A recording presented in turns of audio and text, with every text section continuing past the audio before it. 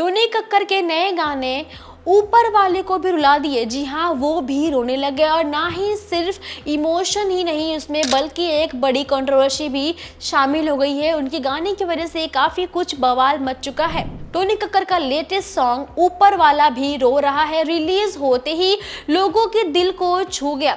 गाने में दर्द, आंसू और लॉस के इमोशंस पर बेस्ड ये सॉन्ग बनाया गया है। लेकिन जैसे जैसे लोगों ने लिरिक्स और विजुअल्स को ध्यान से देखा, इस गाने को दीपू चंद्रा दास के किलिंग केस से जोड़ना शुरू कर दिया। यहीं से बात सिर्फ म्यूजिक तक सीमित नहीं रही, बल्कि एक सेंसिटिव और इमोशनल डिबेट भी बन गई है। दीपू चंद्रा दास का केस पहले से ही लोगों के लिए एक पेनफुल टॉपिक रहा है। जब टोनी कक्कर का ये सॉन्ग आया, जिसमें लाइंस हैं जो दुख और नाइंसाफ की बात कर रही हैं, तब कई ना बोलते लोगों को लगने लगा कि ये गाना उसी इंसिडेंट की तरफ इशारा कर रहा है। सोशल मीडिया पर कमेंट्स आने लगे कि ये गाना दीपू के लिए है, उसी के लिए बनाया गया है, उसी से इंस्पायर होकर बनाया गया है। फाइनली किसी ने आवाज़ उठाई और ऊपर वाला भी ये सब देखकर रो रहा होगा। इन रिएक्शंस ने गाने को और ज़्यादा ही बना दिया वायरल। यानी इसमें इमोशन भर भर के है, और जब इंसिडेंट रियल होते हैं तो ये चीज़ें तो होना जायज़ है।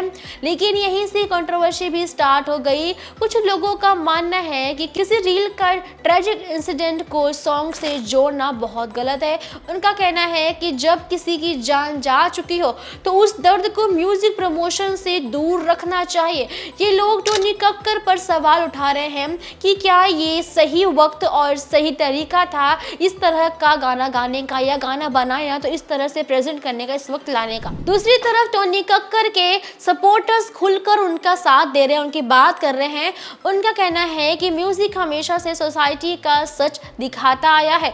गाने का मतलब सिर्फ ये एक गाना नहीं होता, और ना ये है कि ऊपर वाला भी गलत चीज़ों पर चुप नहीं रहता, ये बताना चाहते हैं। सपोर्टर्स बोल रहे हैं कि हर चीज़ को कंट्रोवर्सी बनाना बंद कर दो।